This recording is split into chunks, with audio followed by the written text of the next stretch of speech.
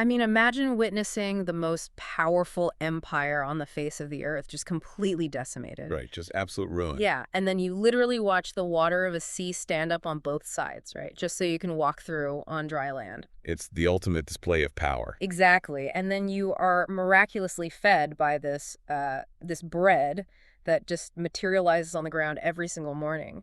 And your response to all of this, after seeing all of that, is to complain about the menu, plot a mutiny, and try to, like, stone your leader to death. It's wild. It is arguably one of the most profound psychological breakdowns recorded in ancient literature. Seriously, today we are looking at the psychology of just a spectacular, catastrophic failure. We really are. Yeah. I mean, we are looking at a population that is caught right between the trauma of their past and the terror of their future. And the text we're examining today, it pulls no punches about how ugly that transition gets. No, it doesn't. And that text is the book of Numbers. Now, if you're joining us today, you're the kind of listener who has an appetite for, the architecture beneath the ideas. Right, the deep structure. Exactly. You don't want a surface level summary. You want to understand the historical context and the foundational theology. And that is exactly what this custom-tailored deep dive is designed to do. And our source stack today is, it's fascinating. And it's very specific. Extremely specific. Walk us through what we're looking at. So we are analyzing a comprehensive seminary-level survey guide. This is material written specifically for, like, first-year Master of Divinity students and serious church leaders. Okay, so it's heavy hitting. Very. And it operates unapologetically from a conservative evangelical framework.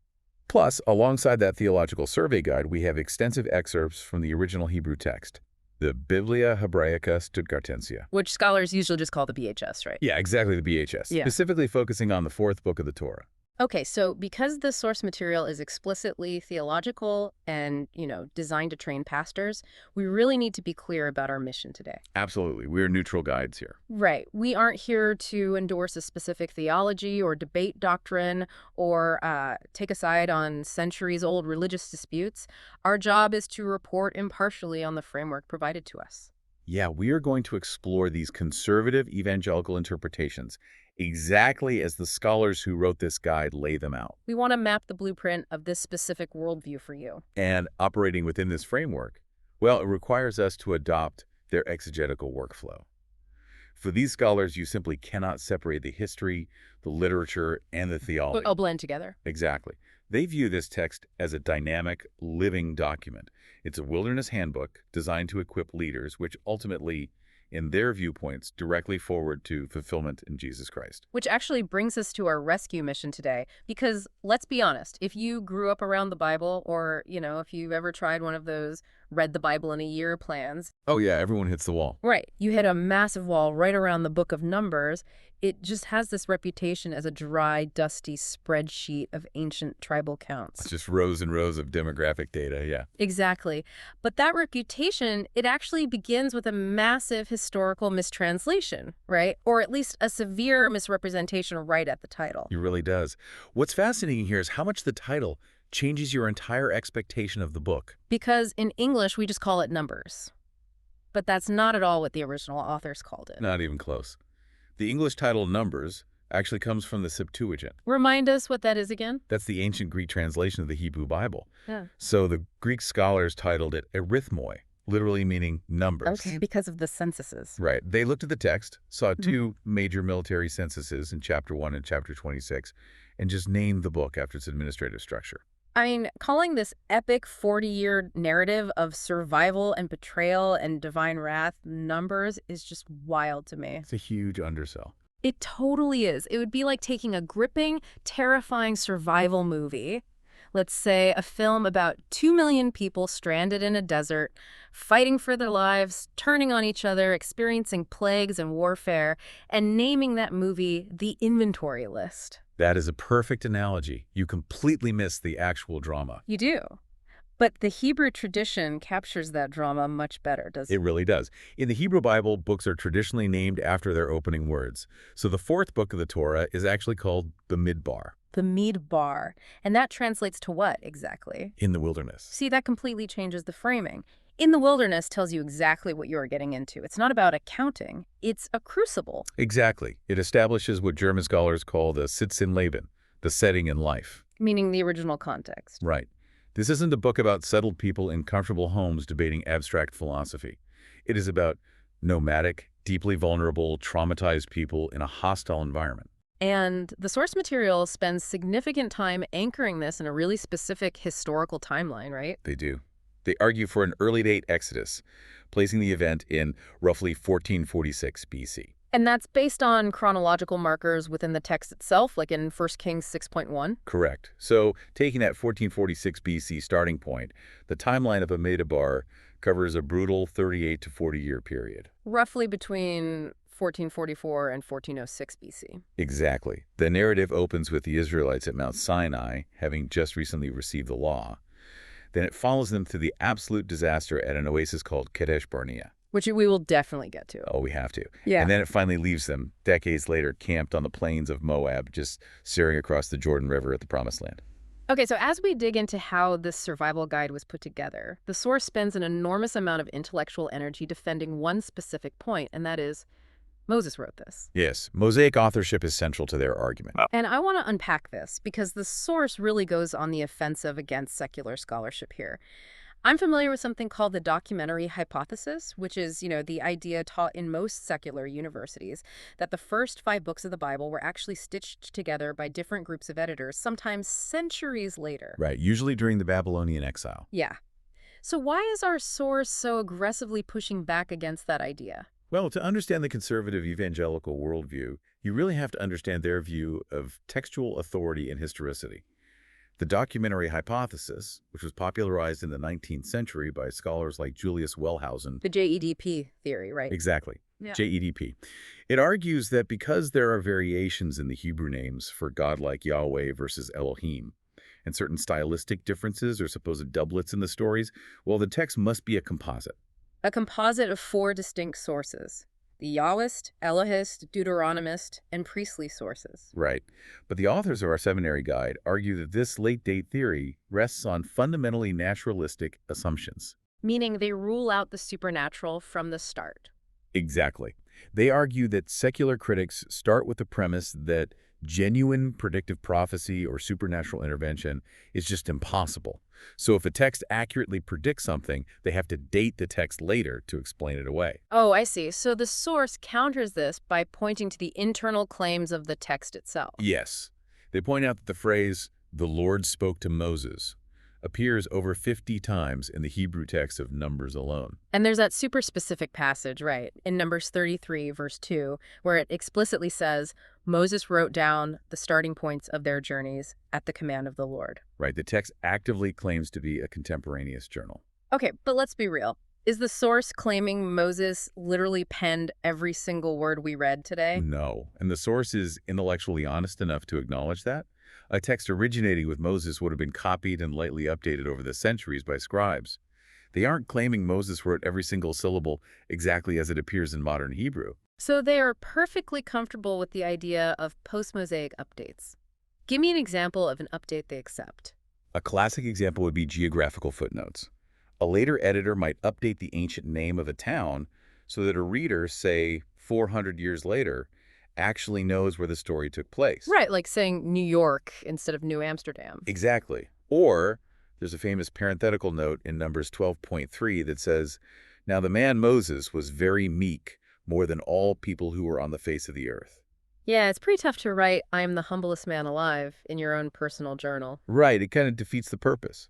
So the source equates those minor scribal updates to a modern editor just adding explanatory footnotes to a classic text. But defending the core of Moses' authorship is absolutely essential to their theology. It is the bedrock. Because if the text was completely invented centuries later, it disconnects the theology from historical reality. For these scholars, the wilderness wanderings must be actual historical events. Because the New Testament relies on them being real. Precisely. Later in the New Testament, Jesus himself references Moses lifting up the serpent in the wilderness as a real historical precedent for his own crucifixion. If it's a myth, the theological connection fractures. Okay, but hold on. Let me voice the skepticism of, say, a modern listener or an archaeologist here. Go for it. If 2 million people wandered around the Sinai Peninsula for 40 years, Shouldn't we have found, I don't know, massive trails of ancient pottery, thousands of campfires, weapons, burial sites? The archaeological record for this specific event is famously completely silent. It's a major point of contention, absolutely. So how does the source reconcile the historicity of Moses with a lack of physical evidence in the dirt? Well, the source tackles it by analyzing the actual nature of nomadic existence. They argue that nomadic peoples, by definition, leave a very, very light footprint.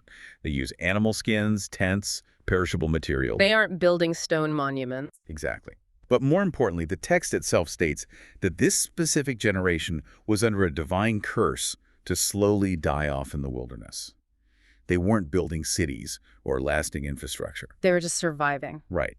They were fundamentally a displaced people serving a prolonged death sentence. So, from the source's perspective, the archaeological silence is entirely consistent with the nomadic population undergoing a slow, generation-long attrition in a really harsh desert environment. Okay, so if we operate within the source's premise, that Moses is curating this historical account in real time under divine inspiration, then the way he structures this document is brilliant. It really is. It's highly intentional. Yeah, this isn't just a haphazard diary. It is a highly stylized piece of ancient literature. The macro structure of a Bidbar is, frankly, beautifully devastating once you see the architecture. And ironically, the Greek translators who called it numbers were actually picking up on the structural pillars of the book. 2 censuses. Yes. The book is built entirely around a generational pivot. The first census happens right at the beginning, in chapter 1. Moses numbers the fighting men of the first generation. The generation that miraculously escaped Egypt. Right. But chapters 1 through 25 detail how that entire generation responds to their newfound freedom with systemic rebellion, grumbling, and just utter faithlessness. So the first half of the book is essentially the tragedy of the old generation. It is the death of the old. But then in chapter 26, God commands a second census. And this is the numbering of the new generation. The pivot. Exactly.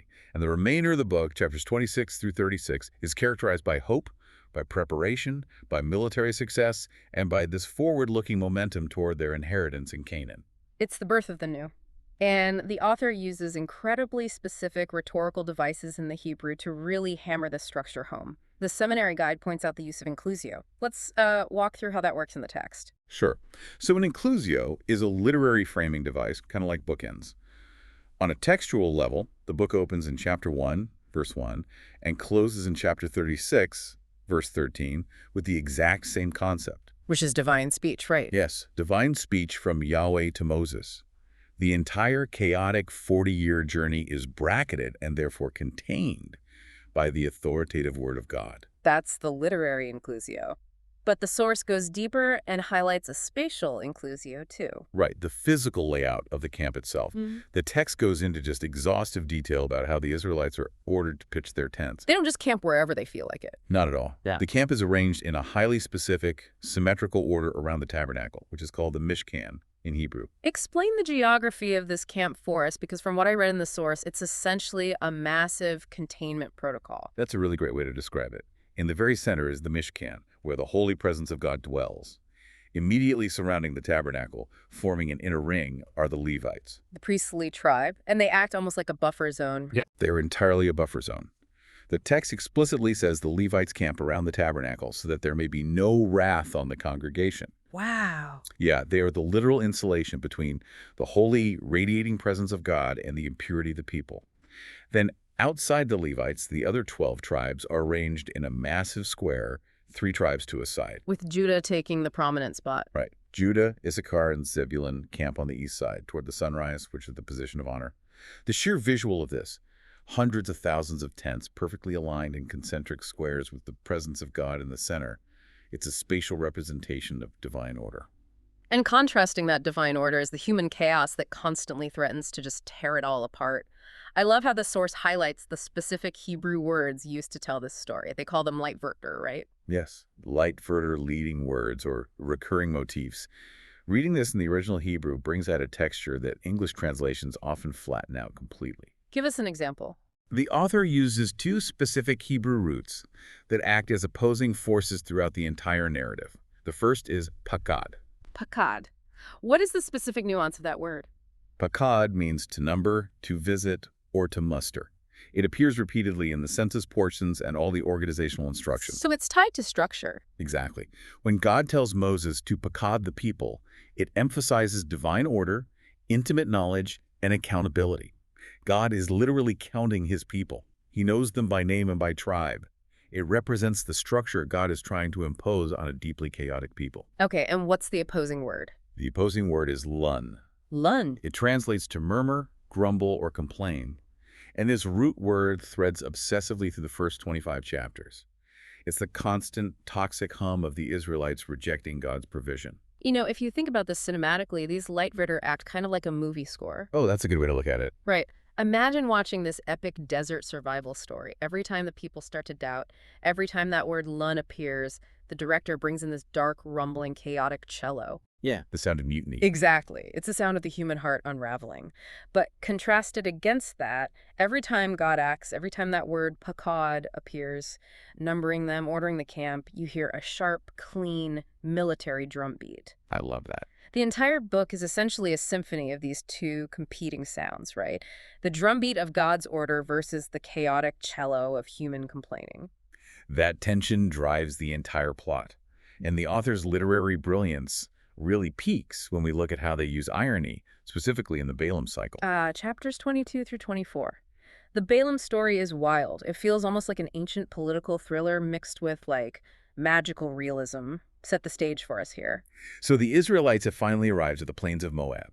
King Balak of Moab is terrified of this massive nomadic nation camped right on his borders. He thinks he's going to be wiped out. Right. So Balak does what an ancient Near Eastern king does when facing a superior military threat. He tries to win the spiritual high ground. He hires an internationally famous pagan prophet, a man named Balaam, to come and lay a devastating curse on the Israelites. But God intercepts the hitman. Exactly. God totally hijacks the operation. And the narrative structure here is what the source calls a chiasm. A chiasm. Remind us how that functions. A chiasm is an inverted parallel structure. Ideas are presented and then mirrored in reverse order, pointing to a central climax. It goes A, B, C, then C, B, A. The source points out that the entire Balaam cycle is meticulously structured to subvert King Balak's intentions. He takes him to different vantage points. Yes. Balak takes Balaam to 3 different high places to curse Israel.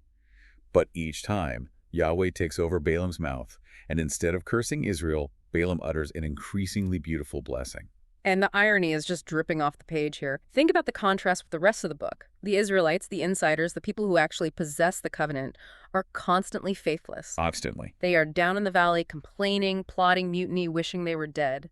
Meanwhile, up on the mountain, this pagan outsider, a diviner for hire, is being forced by Yahweh to be totally faithful to the word of God. He literally cannot speak anything else. Right. He's blessing the very people who are currently complaining down in their tents. The Israelites don't even know they are being miraculously protected from an international curse while they are actively rebelling. The irony is profound. And then, of course, there is the famous incident with Balaam's donkey. You can't skip the donkey. Right. On his way to meet the king, Balaam's donkey sees the invisible angel of the Lord standing in the road with a drawn sword, and the donkey just refuses to move. And Balaam is oblivious. Completely blind to it. Balaam beats the donkey, and God briefly opens the donkey's mouth to speak and rebuke Balaam. A literal talking donkey. I mean, it sounds like a fairy tale to modern ears. It does, but the literary purpose of that strange detail is devastating mockery. Think about it. Balaam is supposedly the greatest seer in the ancient world. Kings pay him absolute fortunes for his spiritual vision. And he can't even see the angel. Exactly. He is completely blind to the lethal spiritual reality standing right in front of him, while his dumb beast of burden sees it perfectly.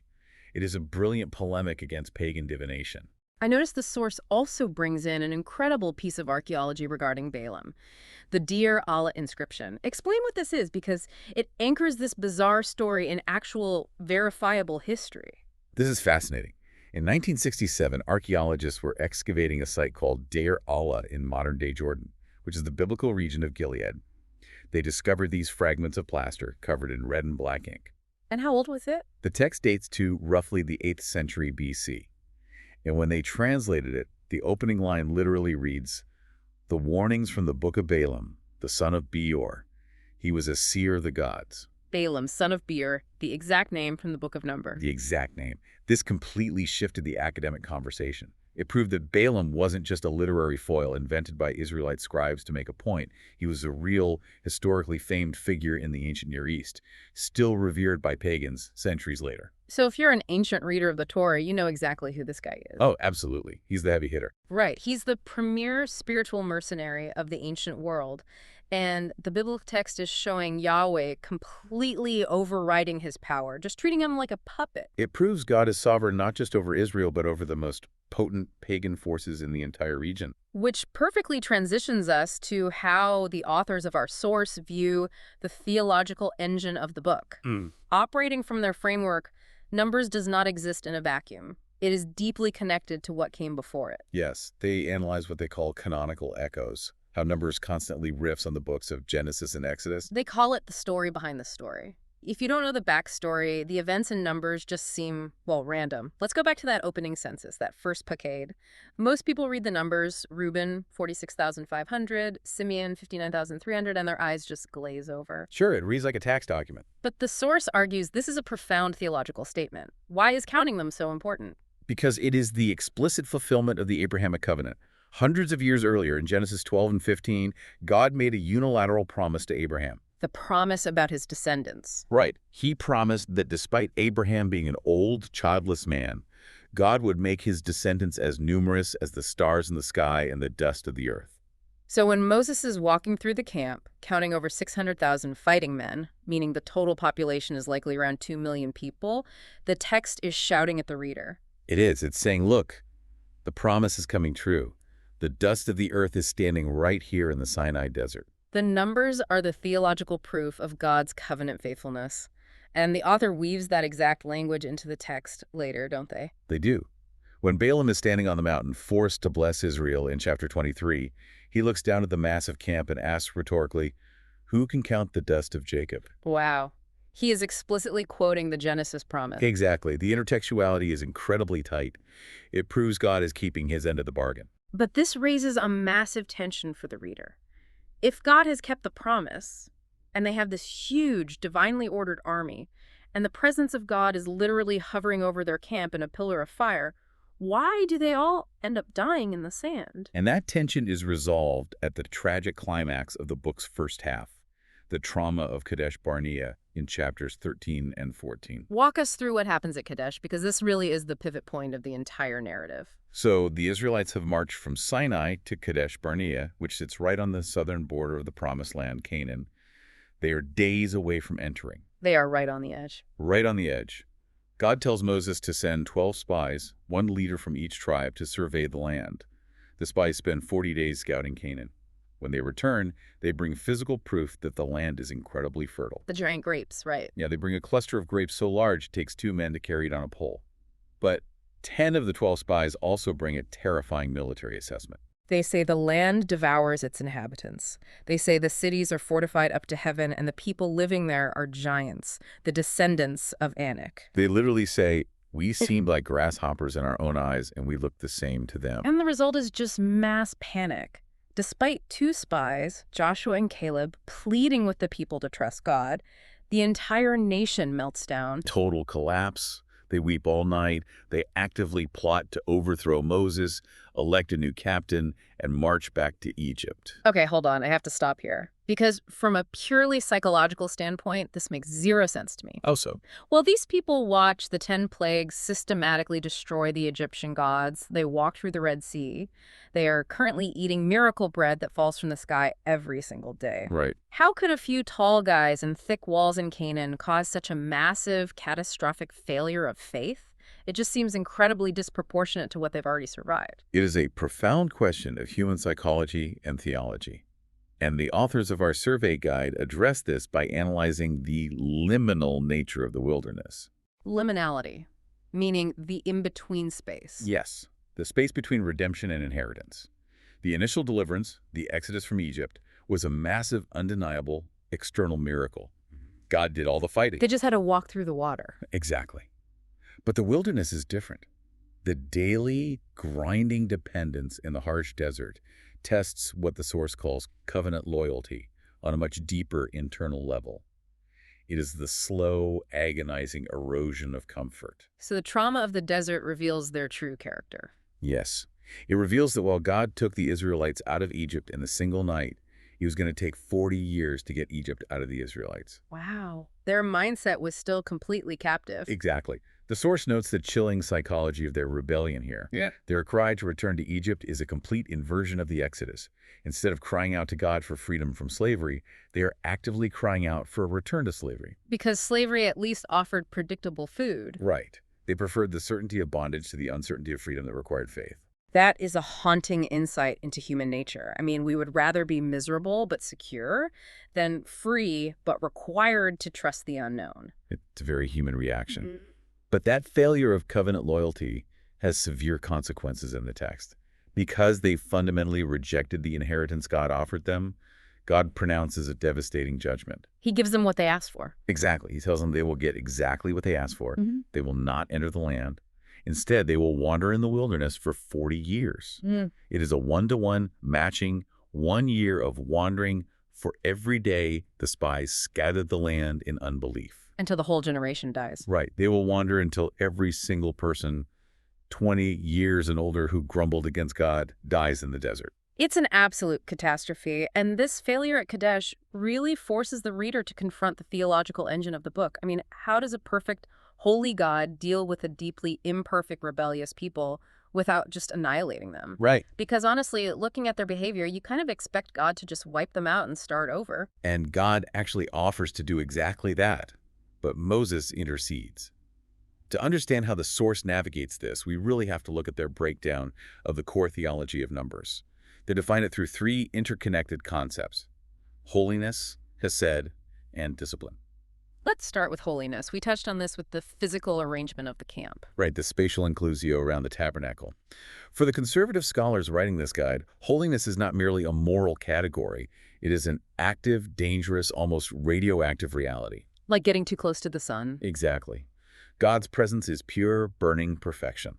The camp has to be arranged specifically, and the purity laws must be strictly maintained so that a holy God can dwell intimately in the midst of a sinful people without his holiness breaking out and consuming them. So the rules aren't arbitrary. They are literal life-saving protocols for dwelling with the divine. Yes, but balancing that terrifying, dangerous holiness is the second concept, hesed. This is one of the most important words in the entire Hebrew Bible. How does the seminary guide define it in the context of Numbers? Hesed is notoriously difficult to translate into a single English word. It encompasses steadfast love, loving kindness, and covenant faithfulness. Yeah. It is an unyielding commitment to a relationship. Okay. The source heavily emphasizes that despite what it calls extreme provocation from the Israelites, Yahweh's Hesed persists. And we are talking about serious provocation. It's not just complaining about the manna. You have Miriam and Aaron Moses' own siblings challenging his prophetic authority. Right. You have a Levite named Korah organizing 250 chiefs to stage a massive armed insurrection against Moses' leadership. The rebellion is relentless. Yet, through all of it, Yahweh remains involved. He doesn't pack up the tabernacle and abandon them. He continues to provide the daily manna for 40 years. He continues to provide water from the rock. Even when he judges them, he provides for them. Exactly. His Hesed persists even when their loyalty completely disintegrates. It's an incredible tension. But the source doesn't let the reader off the hook easily, do they? They do not present this as a soft, unconditional, therapeutic blanket of love with no boundaries. No, they do not shy away from the severe harshness of the text. Numbers presents a theology where unbelief has lethal consequences. Unbelief actively hinders blessing. Which brings us to the third concept. Right. Discipline. The wilderness for this first generation is a paradigm of divine discipline. But the source argues that this discipline is deeply purposeful. It serves as a forge of faith to burn away the slave mentality and prepare the next generation. Let me try to put this into a modern analogy, because the tension between love and discipline can be really hard to grasp sometimes. Go ahead. Imagine a venture capital fund that funds a brilliant but deeply immature tech founder. The VC firm believes in the founder's ultimate vision. They fund the startup. Okay. That initial funding is like the Exodus. It's a massive, life-changing intervention. That's the HEST. The VC is committed to the company. But 6 months in, the founder starts making incredibly destructive choices. They're blowing the money. Right. They're burning through cash on frivolous things, alienating the staff, and trying to pivot the company into something illegal or just doomed to fail. They are running the company into the ground. Now, a good VC firm won't just keep writing blank checks. No, they'd intervene. Exactly. They will intervene. They might pull the funding, restructure the board, and force the founder to step down or undergo severe oversight. That is a very apt parallel. The VC firm doesn't pull the funding because they suddenly hate the founder.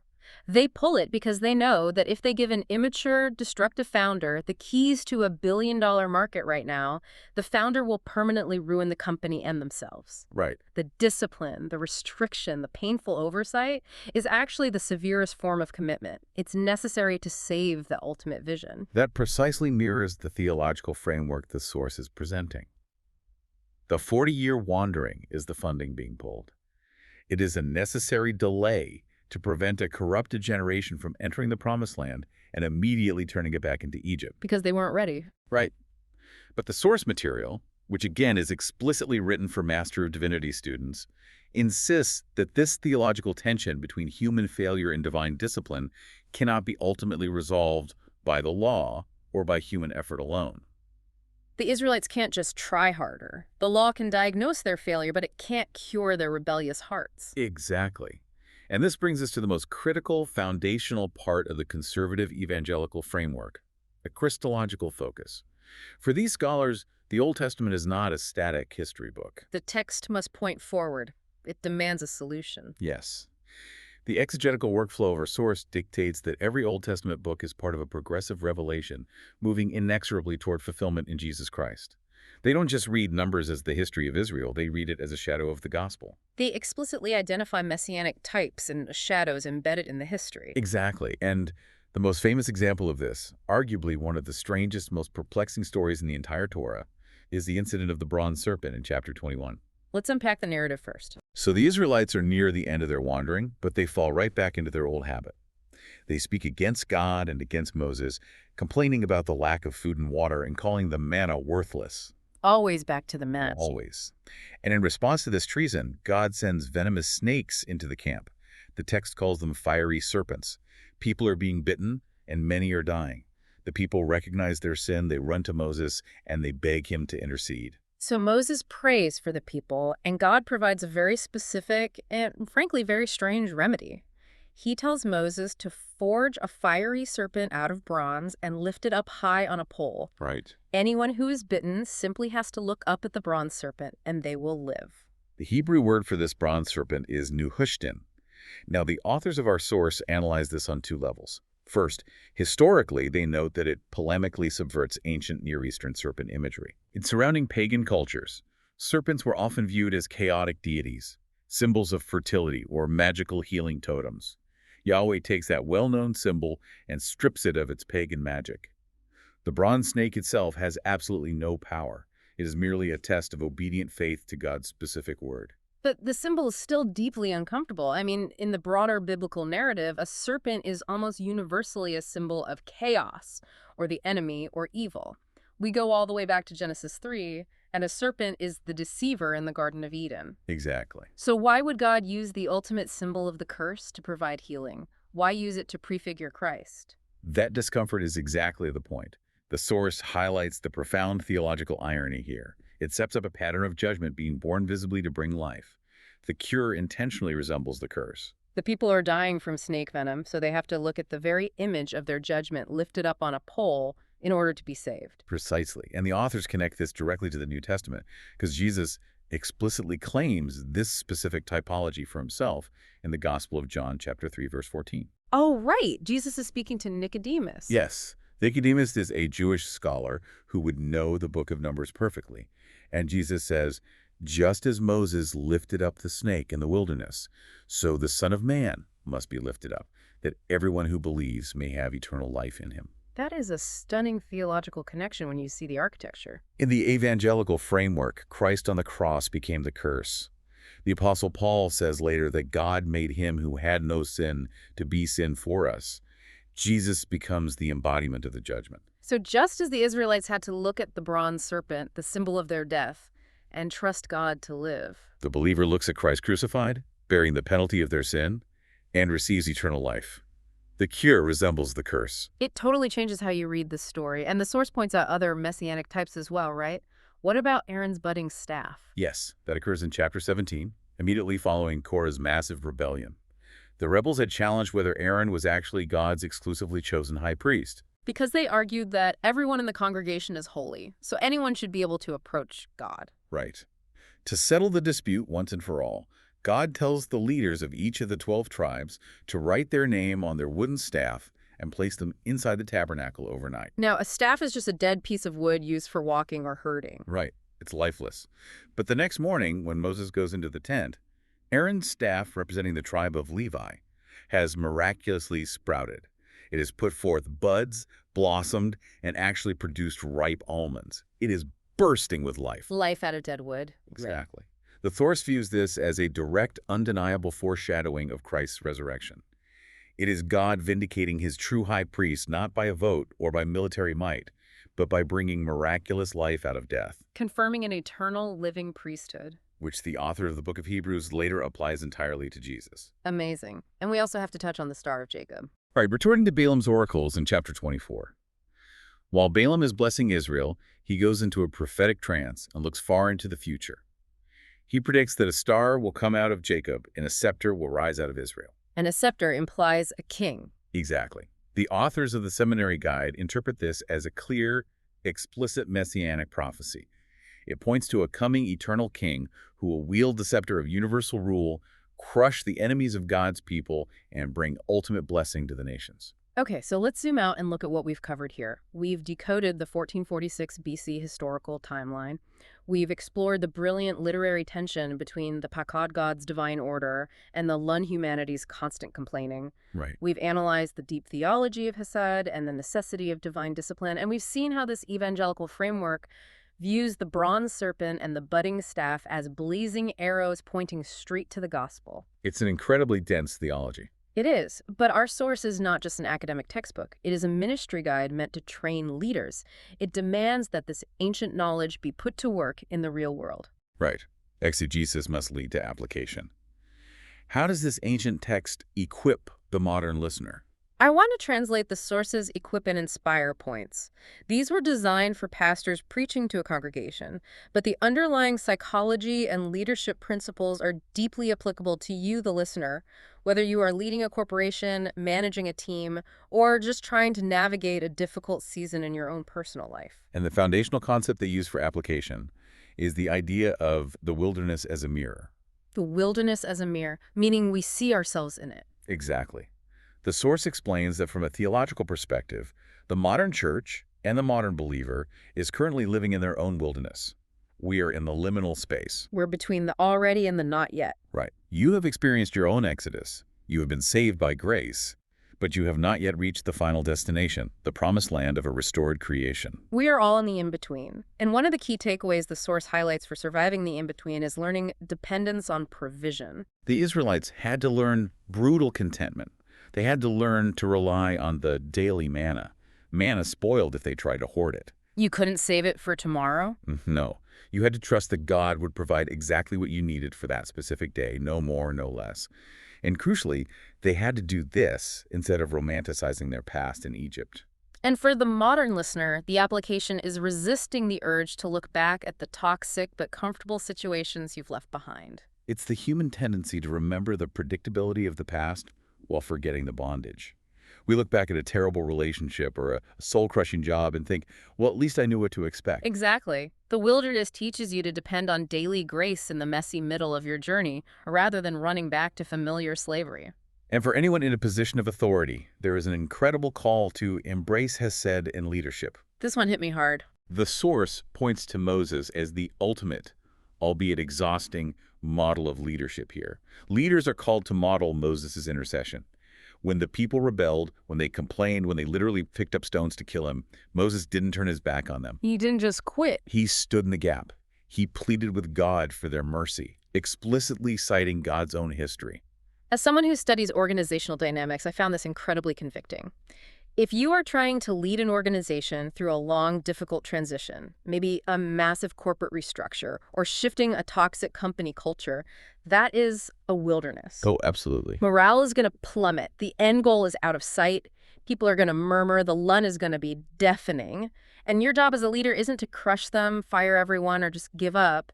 It's to absorb the anxiety of the people you lead, stand in the gap, hold the vision steady, and advocate for them, even when they are actively fighting against the direction you are taking them. It requires immense spiritual maturity. And finally, the source highlights cultivating what they call a remnant mentality. What does that mean in the context of Numbers? It means focusing on multi-generational discipleship and long-term vision. The first generation of Israelites failed systemically. They collapsed under the pressure and they died in the wilderness. The mission seemed entirely lost. But that wasn't the end of the story. No. God preserved a remnant, and he raised up a completely new generation. Having a remnant mentality means recognizing that even when you face catastrophic systemic failures in your own life or organization, it does not mean the ultimate plan is thwarted. You don't give in to despair. Right. You invest in the future. You prepare the next generation to cross the Jordan River, even if you, like Moses, won't get to cross it yourself. You build for a future you might not see. That is such a powerful paradigm shift for leadership. Let's briefly recap this incredible journey we've been on today. We started by taking the Book of Numbers out of the dusty filing cabinet of biblical trivia. We did. We rescued it from being a misunderstood inventory list.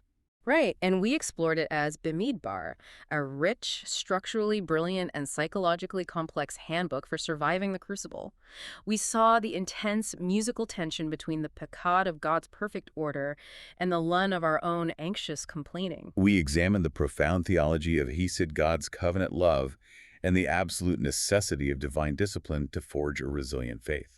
And we saw how this conservative evangelical framework views every shadow in the desert, from the water flowing from a rock to a miraculously budding staff to a bronze serpent lifted on a pole, as a deliberate theological arrow pointing directly to the ultimate redemption found in Jesus Christ. It takes a text that seems muddy and chaotic at first glance and reveals a blueprint of just breathtaking precision. It really does. And I want to leave you, the listener, with a final provocative reflection to mull over as you go about your day.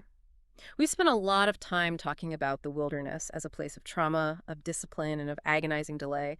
But if the bleak, difficult wilderness was absolutely fundamentally necessary for the Israelites to transform from a captive mindset to a free, covenant people, what are the wildernesses in our own modern lives? That's the real question. Think about those seasons of frustrating delay, of sudden scarcity, or of painful transition that you are desperately trying to escape right now. The seasons you are constantly murmuring about. What if those uncomfortable spaces aren't just annoying waiting rooms keeping you from your real life? What if they are the exact divinely appointed places where your true identity is finally meant to be forged? Maybe the landscape isn't broken. Maybe it's just showing us a different, deeper kind of healing.